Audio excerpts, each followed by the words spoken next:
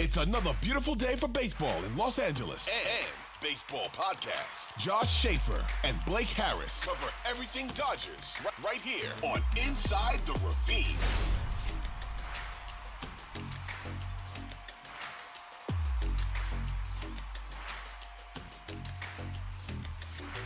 How is it going, everyone? Welcome to a brand new episode of Inside the Ravine.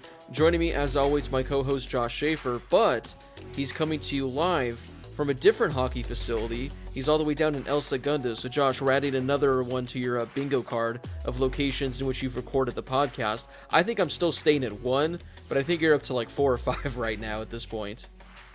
Yeah, so I think this is a new one, right? At least this specific location that I'm in right now is a new one. But yeah, kind of weird. This is the first Friday of our entire season where we have not played a game. So a little bit odd, but you know, gives us an opportunity to record a podcast. So and obviously it's a good time because there's a lot of stuff going on all of a sudden. Yeah, no kidding. I mean, who would have thought when we recorded our last episode, we recorded right after the Shohei Ohtani news, and we were thinking, okay, by the time we record our next episode, we're probably just going to be talking about how the move was made official, and he had his press conference and all that. But yeah, the Dodgers have given us a whole lot of stuff to talk to, so we have a lot to cover, Josh, before you have to go and, cover hockey stuff and men on skates and all that fun stuff. I don't know how it works, but hey, I don't hockey, Josh hockeys. Before we get to all that fun stuff, make sure you guys follow us on social media. We're at Inside the Ravine. We're on Twitter, Instagram, TikTok, and of course on YouTube. You guys can also listen to the show on Spotify, Apple Podcasts, and of course on the Odyssey app. So, Josh, a lot to break down, but we got to start with the main draw, and that's Shohei Ohtani. The deal became official earlier in the week. He had his press conference yesterday, but I forgot that when the last time we recorded, we weren't aware of what really the details were with the contract. I believe we knew that it was for $700 million when we recorded on Saturday, but we didn't really know the extent of that. And then I believe on Sunday, I think, maybe Monday, I forget, the time frame, the details of the contract came out. And I can't share what we exchanged in our text messages because I think we were saying WTF, as Phil Dunphy from Modern Family says, why the face? But we had some pretty big reactions to the Shohei contract because although he signed for $700 million, $68 million per season is going to be deferred once that contract is up, and Shohei Ohtani is only going to be getting $2 million in cash from the Dodgers for the next decade. Now, I know you and I were kind of confused. I know a lot of people were confused on how this works. And essentially, my SparkNotes version that I've been able to come up with, that if you want to tell your kids about, this is what you need to know. So the Dodgers are paying Shohei Ohtani $2 million in cash. But for the CBT, for luxury tax purposes, there's some way where the contract is figured out, and it essentially came out to a 10-year, $460 million deal. So Shohei's getting $2 million, but $46 million of imaginary monopoly money are going towards the CBT, the luxury tax. So when you look at the Dodgers' entire payroll as a whole, it's going to say $46 million for Shohei. But again, that's just like imaginary money. He's only getting $2 million. So Josh, we've never seen a contract like this ever before in sports. And a lot of people, a lot of fan bases outside of the Dodgers are very upset because they're saying, how does a guy like this get away with this? How is this legal? There was a great Wolf of Wall Street clip that you shared with me that is just phenomenal, that Unreal. Pretty much sums it up perfectly. But essentially, the reason Shohei Ohtani wanted to do this is because he's getting $50 million at least per year in endorsements and sponsorships. He is swimming in cash, and then of course he'll be getting $68 million a year a decade from now. But this isn't the typical player. If you're a normal free agent, you're not going to want to defer 97% of your yearly earnings for a decade from now. Shohei is just the rare unicorn case where he's able to make this work. And he pretty much came and he told the Dodgers, I want you to take all this money you're saving by not paying me and go out and get other guys. Now, we saw it with the trade that they made that we'll talk about later in the show. They could potentially make some other moves as well. But Josh, I mean, first off, again, the whole Shohei Ohtani signing, that was massive. But learning more about this contract, learning what he's doing for the Dodgers, and opening up their payroll even more to go out and spend more, I mean, the guy was just introduced yesterday, and I'm already saying we need to build him a statue for this. Yeah, I mean, so basically, just to kind of go back to what you said to start all of this, um, what we knew the last time we did the show was that there were going to be deferrals for each season that would ultimately allow the Dodgers to be able to put some of that money towards signing more players immediately to make the team better. We knew that. We said, Shohei, you dog, you're so cool. We didn't know he was taking $2 million per season, which is unbelievable. So, yep, you're right. Build the statue just because he's a freaking bro for this. Shohei's the man, and good for the Dodgers for settling this down. You know what we also learned from the deal is that Andrew Friedman not just did he secure the greatest player of this generation for the next 10 years, but he's also got the single greatest job security offer of all time, because if he Right. leaves, Shohei can opt out. So obviously he's not going anywhere. So that's a part of the deal as well. But ultimately, this thing with Shohei, we've already seen that it's paying dividends because, we talked a little bit about the sponsorship revenue in our last episode, how the Angels obviously had really high sponsorship revenue these past couple of years with Shohei. The Dodgers are toward the top of that already. That's going to skyrocket with Shohei, and the Dodgers are already going to start to make some of that money back. Now, obviously, when we talked about that, we didn't know that they were only going to be ultimately paying him. He was going to be deferring $68 million per season, but already Shohei's going to make that money back, like you said, with these sponsorships, with the endorsements, with his image likeness and all that, just by being with the Dodgers. Within 48 hours, he set the Fanatics record for Yeah. sales of a single jersey. He broke Lionel Messi's record when he went to the MLS. I mean, we're talking about, obviously, Shohei Ohtani right now is the face of baseball. Lionel Messi might be the face of global sports. That's what we're talking about. Yeah. Sure, he's just going to the MLS, but we're talking about the greatest footballer in the world now coming to the United States, and the jersey sales that came along with that, not just in the US, but globally. And Shohei broke that in 48 hours by a lot. So already we're starting to see that the contract is paying dividends and is working out to benefit not just Shohei, but also the Dodgers. So now that we get some more of these details, we're seeing what the Dodgers are actually paying, what they're saving as well to go out and get other players, which we've already seen today, and we'll talk about in a few minutes. But also for Shohei, it's not like he's just saying, I'm only going to take $2 million, which is hilarious, by the way. That's also life-changing money. I would take that in a heartbeat. But I'd be glad. Yeah, I'd it's gladly take that. yeah, I think I'd be okay with that. But he's saying, I'll only take the 2 million and you guys can use whatever else to go later and just pay me whenever, right? It's not even like that. It's, yeah, I'll take the 2 million, but I'm also going to get all of these other things in the meantime as well. And it's working out for the Dodgers too. So, so far, the guy has technically, I mean, he's put the jersey and hat on, but technically hasn't even suited up yet. And things seem to be working out brilliantly for all parties involved.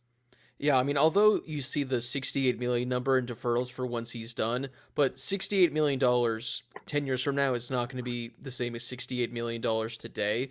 And I believe that 68 million that the Dodgers are going to be paying yearly, that's not going to go towards the CBT, towards the luxury tax. It's essentially a 68 million dollar check they got it right. But I mean, it's a genius move all the way around. I absolutely love it. Shout out to Shohei, because again, 2 million for a guy that could easily, I mean, he should be getting 70 million a year.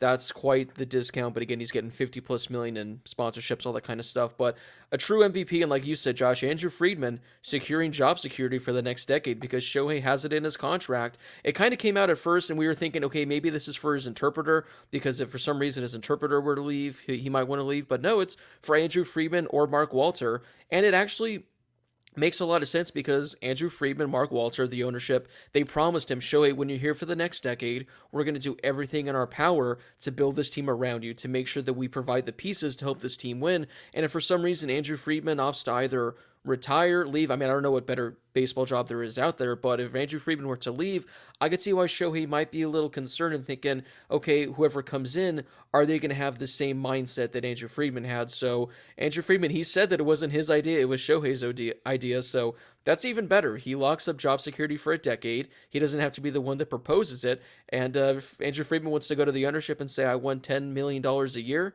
or else I walk, he might be able to get it. So overall, a crazy deal all the way around. His press conference was yesterday.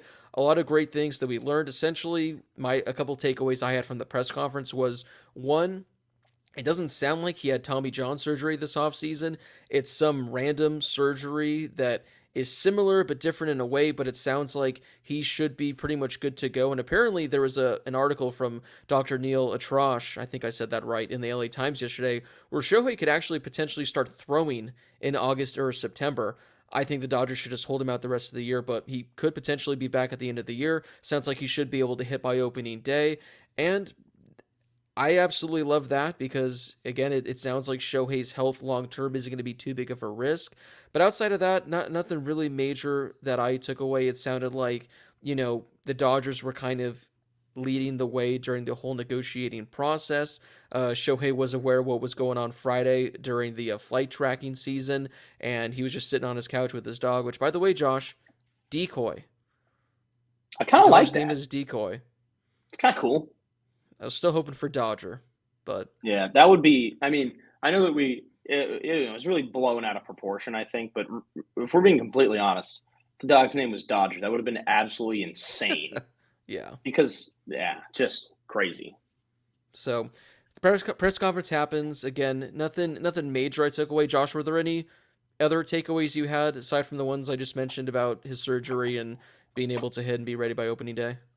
Well, before really the whole Q&A, when Andrew Friedman came up and spoke, I really liked what he said about the Dodgers, storied history with Japanese-born players and basically what their goal is. And the vision both for the Dodgers and Shohei, aside from winning, is also continuing to build that baseball culture in Japan and converting, hopefully an entire nation to be Dodger fans. And I think that that's so cool. And we knew that that was going to be a thing. Obviously, the Dodgers are a global brand. They're a national brand, but really the Dodgers do have one of the most diverse fan bases in baseball. And I think that, signing the top player in the world, but especially the top player in the world from Japan, could really help with the Dodgers kind of integrating themselves into the culture of Japanese baseball. And that seems to be a vision both for Andrew Friedman and Mark Walter and the Dodgers, but also for Shohei Ohtani. And I think that that's really cool as well. A couple of other details that I think that came out about the contract, maybe not specifically from the press conference, that jump out to me. A couple of days ago, we did learn that the Giants matched the $700 million offer for Shohei, and he said no. I think that that's crazy. I think that is going to make a lot of Dodger fans feel great and Giants fans feel not so great. The one other thing that I'll say is I think a lot of people have blown the whole he doesn't want to be in San Francisco. It's not nice. It's not what I think that's completely blown out of proportion. What I think is really crazy is, and I hope that this is not a full pivot for us, Blake, because we really could do an entire show about this one topic. So I'll try to keep this short, but it is now more painfully obvious than it was this past season that the Angels should have traded Shohei Ohtani at the deadline, because Arte Moreno, to me, had no intention of matching that $700 million. And the reports have just come out these last couple of days, from Jack Harris at the LA Times. Obviously, we've talked about Jack a little bit. We went to school with Jack. He reported that the Angels did not match the $700 million.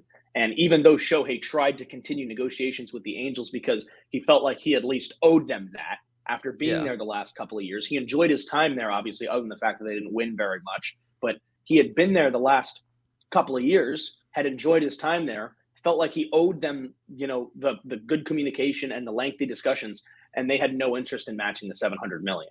So for me, I think that makes it painfully obvious that the Angels had no intention of matching that and should have traded Ohtani at the deadline, which I already thought was obvious. And now that they don't land him, it's just, now that he's going across town to the Dodgers, I think is just absolutely painful for the Angels. And I don't understand why they didn't, because somebody would have given up a king's ransom for Shohei Ohtani at the deadline last year, pillaged their own prospect pool just to land Shohei and just get a leg up on all the other teams in free agency. And they didn't want to do that.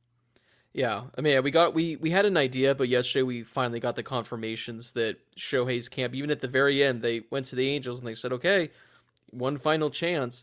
I'm not sure if they would have matched it if Shohei would have gone to them, because then again, it defeats the whole purpose of him wanting to win so bad. But yeah, it just goes to show that the Angels, if they had no intention of matching it, The fact that they refused to trade him, they could have traded him to the Dodgers and gotten the Dodgers top haul in return, but they chose not to. Moreno continues to be just an absolute laughable owner.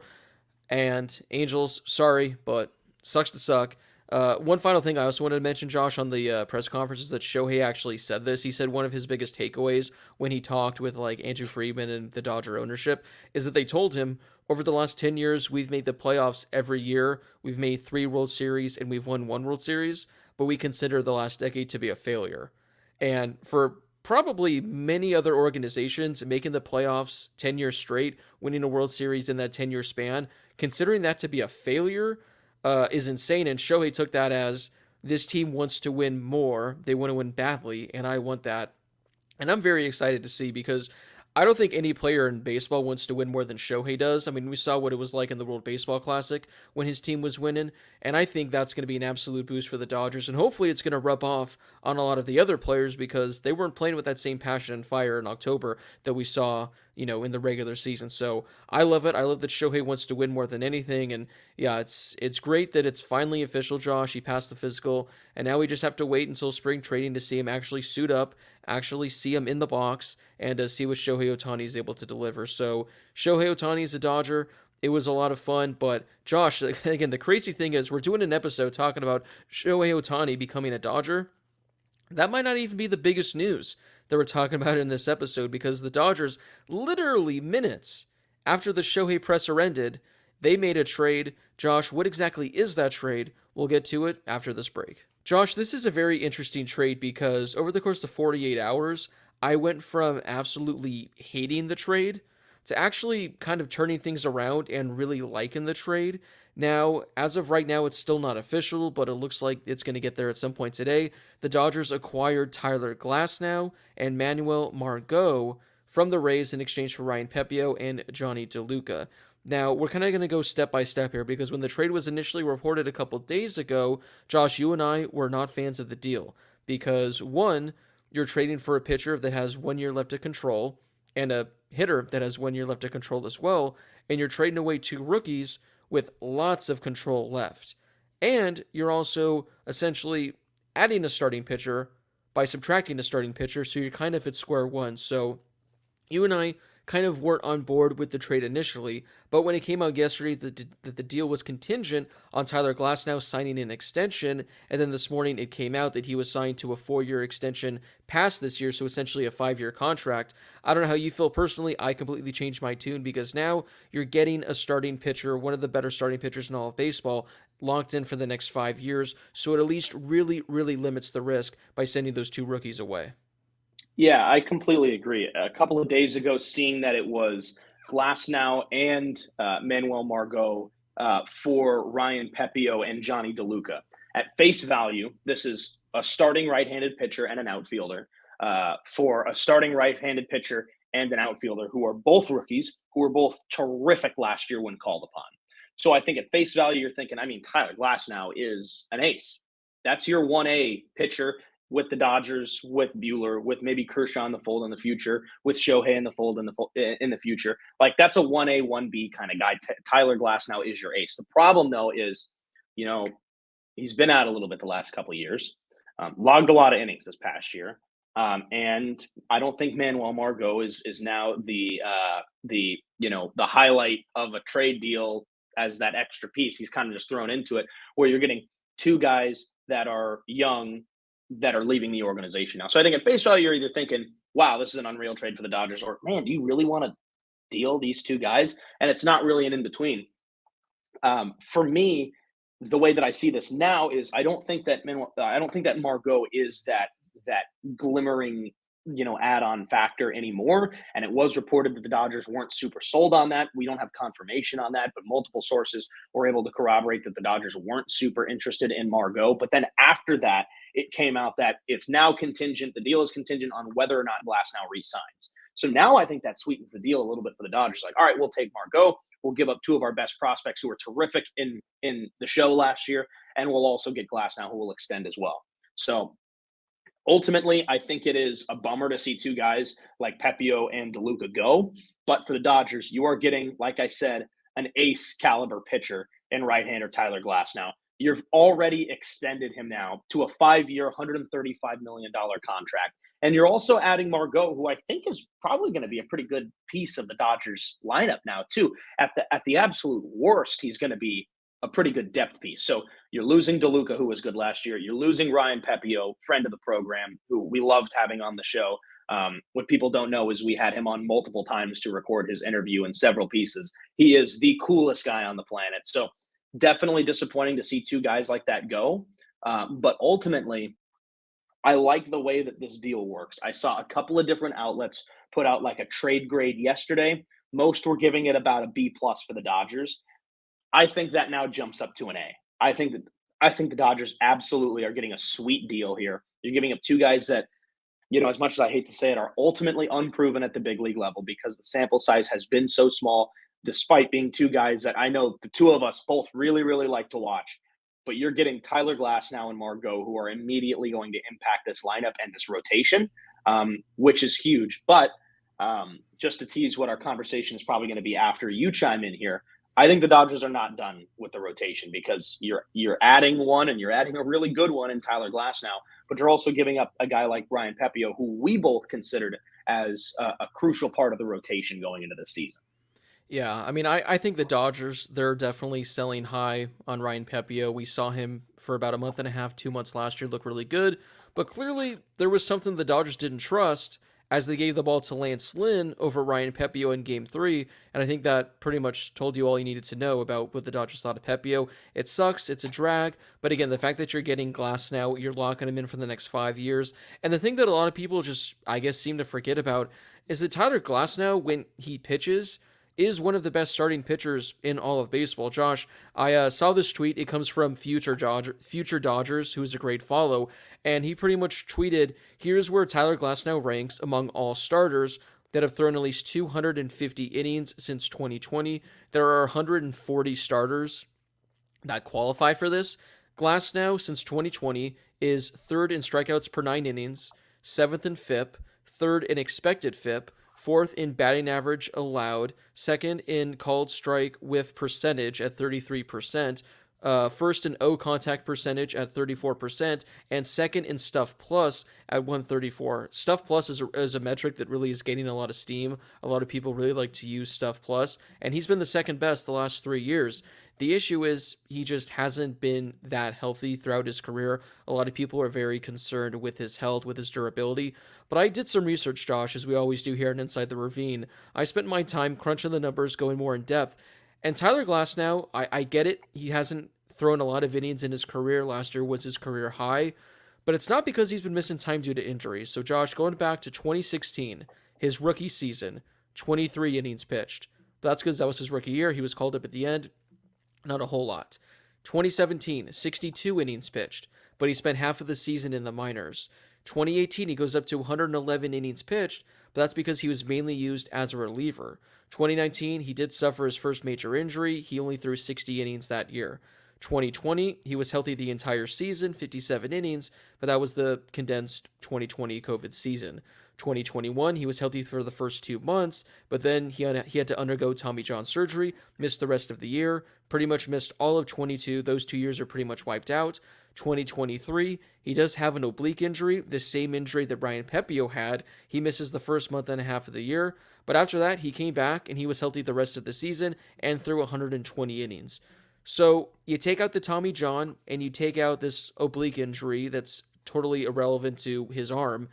He, for the most part, has been healthy. It's just because of the shortened season, him being a young prospect, him being a reliever, he hasn't had all those innings. So I'm personally not concerned with his health because it's not like Dustin May where he's just consistently getting hurt with your arm. It's been a bunch of different injuries.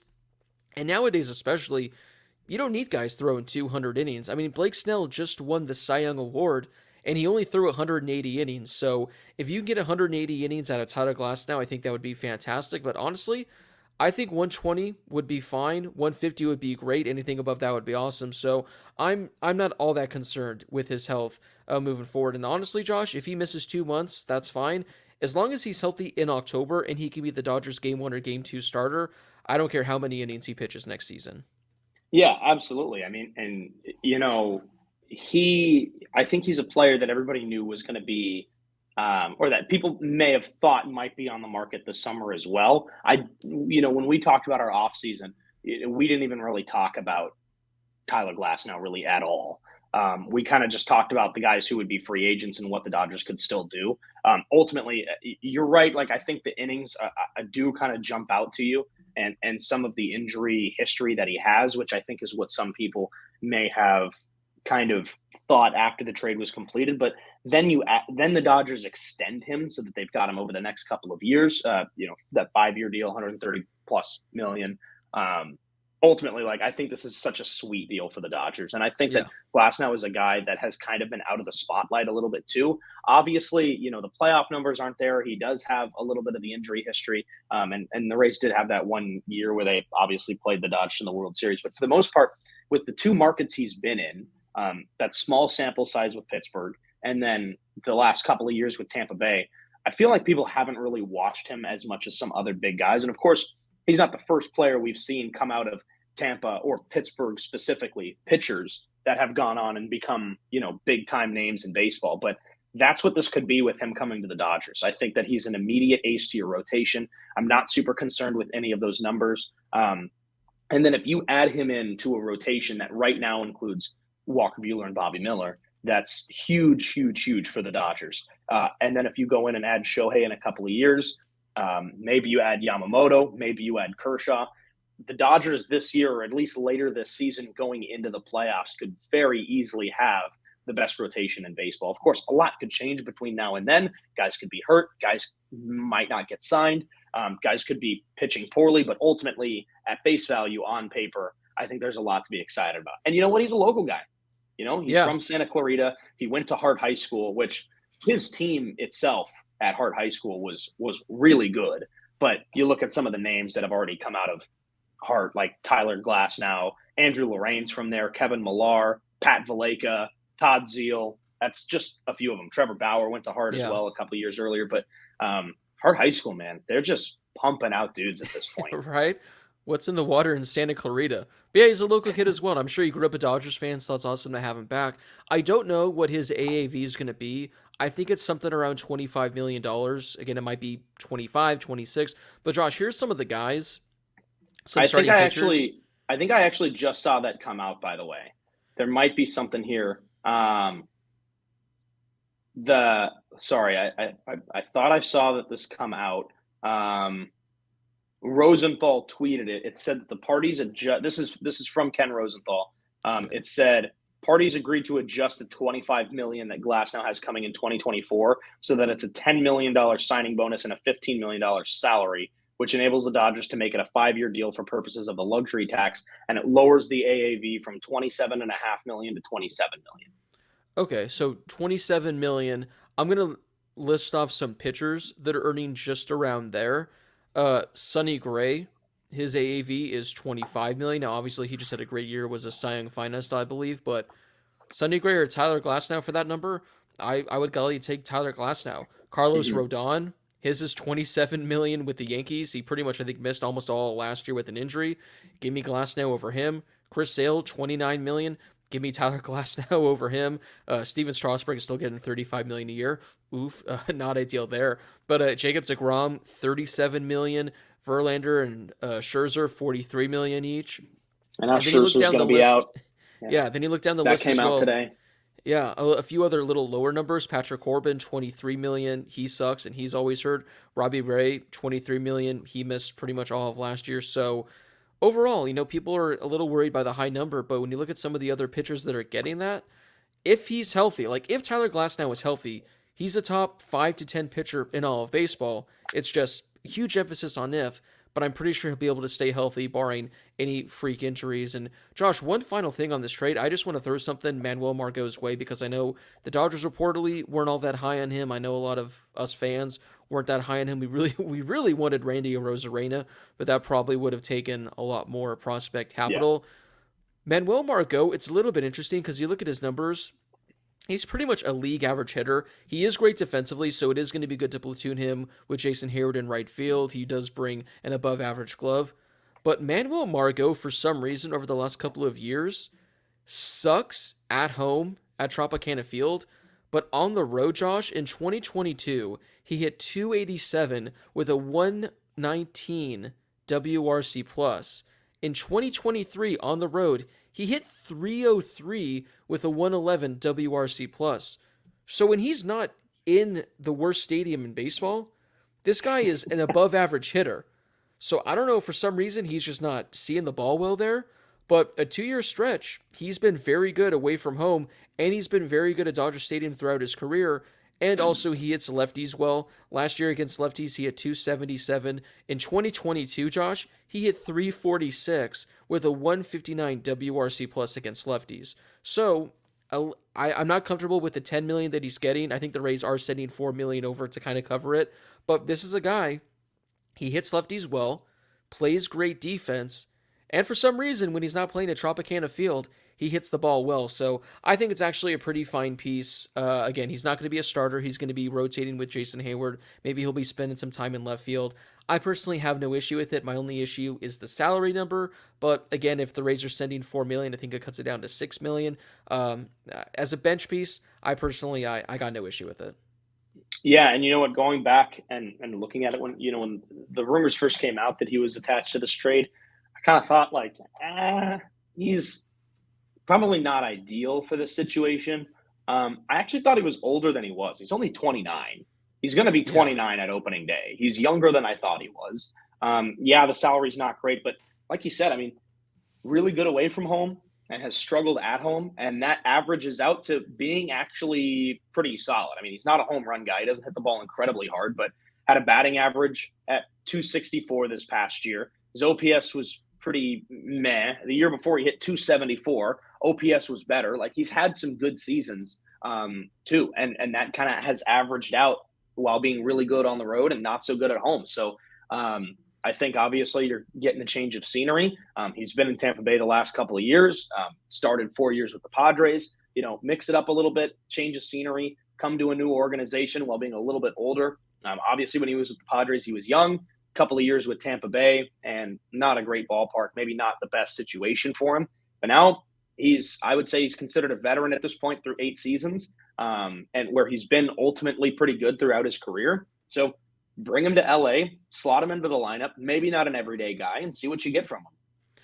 Yeah, one final thing on Margot, 25 career games at Dodger Stadium, hitting 281, OPS of 855, 6 homers in 25 games. So he sees the ball well at Dodger Stadium, and we saw the Dodgers, they took a Jason Hayward that was on the street that no one wanted, and they gave him one of the best seasons of his career. So I think the Dodgers can do something with Margot. So overall, Josh, I think we're both in agreement. Solid trade for the Dodgers. Hate to see Pepia go, hate to see DeLuca go, but this is a win-now move, and this makes the Dodgers a better team for next year. We're going to take one final break. When we come back, we're going to wrap things up with another pitcher that the Dodgers potentially could add to this already great-looking starting rotation. All right, Josh, one final thing that I want to touch up on before we end the show, and that is the fact that Yoshinobu Yamamoto is still a free agent. Earlier in the week, it looks like he had his meeting with the Dodgers. There was that photo that was circulating on Twitter that I sent to you, that the Dodgers had the Welcome to Dodger Stadium graphic on their Jumbotrons. And then it came out later in the day that not only was he having his meeting at Dodger Stadium, that the Dodgers brought out the top guns. Mookie Betts was there, Freddie Freeman was there, Will Smith was there, and Shohei Ohtani was also in attendance. And I think Yamamoto met with the Phillies yesterday. He's probably going to meet with a couple other teams, so his decision probably isn't going to be for another week or so. But Josh, I mean, all the rumors we've heard about Yamamoto growing up a Dodgers fan, knowing Shohei Ohtani apparently is making a massive pitch to the Dodgers front office saying, I want you guys to sign this guy. We saw Shohei take, a huge discount so the Dodgers could afford to make these kind of signings. As of right now, again, there's no rumor or report as to which way he's leaning. People think it's a 50-50 split between the Dodgers and the Yankees, but seeing the Dodgers go this all out for Yamamoto, seeing Shohei Ohtani going this all out to try and get Yamamoto, I'm personally confident that the Dodgers can get it done, and if they somehow are able to sign Yamamoto to whatever the contract is going to be, all of a sudden now this starting rotation for the Dodgers is absolutely filthy. Yeah, I mean, it's scary good. And this is a player that obviously, as we all know, is unproven in Major League Baseball. But I think it goes without saying that he's been nothing short of ridiculous these last few years in one of the best leagues in the world. And I think it's pretty clear that he immediately slots in as an ace caliber pitcher. And I know that obviously a lot of the top teams are interested in him. You know, Mets and Yankees have both been tied to him. But I think it really bodes well for the Dodgers, especially after the Shohei signing, which again is why Shohei is priority number one, because this is a player that's played with Shohei, at an international level. Top pitcher coming out of Japan. They know each other. Allegedly, Yamamoto was a Dodgers fan growing up. The best pitch you can have is Shohei wants to be here. Why wouldn't you want to be here? And Right. then also here's a check. Like, I think that's a pretty good pitch for the Dodgers just by itself. So obviously, as we know, he was meeting allegedly at Dodger Stadium the other day. Mookie, Freddie, and Shohei were all involved, and I think that bodes well for the Dodgers. Of course, anything could still happen. I've heard within the last 24 hours or so that maybe there's a fourth team that people weren't expecting to get involved in the mix as well. But I think right now the Dodgers are probably in pretty good shape. Yeah, I mean, the recruiting job they've been doing is fantastic, and at the end of the day, they'll offer money to Yamamoto. And I think there have been reports saying he cares about the money, but money isn't going to be what ultimately the final deciding factor is going to be, because at the end of the day, if you're signing a $260 million contract or a $300 million contract, you're still pretty much set up for life. It's just a matter of what does he prefer. I've seen a bunch of reports saying he might not want to share the spotlight with Shohei Ohtani. He might want to go somewhere where he'd kind of be like the guy, which again, I got no issue with if that's what he wants. But if he truly, cares about winning, wants to be on a winning team for the next decade, play alongside a guy that he is friends with, that he's known for a long time, it really is hard to see how the Dodgers don't sign him unless Steve Cohen comes out and gives him $350 million or something like that. Or yeah, he just says, yeah, I didn't want to share the spotlight with Ohtani. I kind of didn't want to be, in that kind of light with him. So we'll have to wait and see. But all signs point to Dodgers. And if that's the case, again, what a rotation it's going to be. The Dodgers, I know they're kind of hitting it close now to the whole luxury tax threshold with all these different numbers. I think Jack Harris tweeted out before the show, the Dodgers are right at about, I think, 250 million. So they're going over that 237 threshold. And I think they have like 27 million to go until they get to the next threshold. But at this point, I don't think the Dodgers care about going over the threshold because, again, Shohei wants them to win. And if they want to win, they got to sign the big guys. But also, since Shohei is only getting $2 million, they're kind of getting like a $40 million off coupon, Josh, in a way. Because although Shohei's number towards the luxury tax is $46 million, that's just kind of like imaginary money. So they're not spending that $46 million. That's just a number. So theoretically, let's say the payroll is $280 million and you got to pay $40 million in taxes. Well, the $40 million in taxes, again, think of that as the money that you're saving by not paying Shohei. So although you're going to see the number that the Dodgers are spending is going to be high, take $40 million away from that because that's what the number is actually going to be. So hopefully they're aggressive with Yamamoto. I personally have no problem with whatever they offer him because although the Glasnow edition is nice, the Dodgers do need another starting pitcher. They need another ace. And if they bring in Yamamoto, you're getting a guy who's only 25, who has not even probably entered his prime yet, that can be your number one, number two starter for the next decade plus. So I hope the Dodgers go all in. I know Shohei hopes they go all in because a rotation of Yamamoto, Glasnow, Buehler, Bobby Miller, that would be absolutely something. So, Josh, any final thoughts on Yamamoto? Is there a number that you would kind of be hesitant with, or are you at the stage now where you're just thinking, just do whatever it takes to make it happen? Yeah, I say just get him. Just do whatever it takes. The one thing that I'm interested in seeing is, you mentioned, for the next decade plus, I wonder if it's not that long. I mean, Shohei signing for the next 10 years is going to be huge in trying to get Yamamoto here long term. But I really Yeah. wouldn't be surprised to see him do similar to what Shohei did, where 5 or 6 year deal to start off.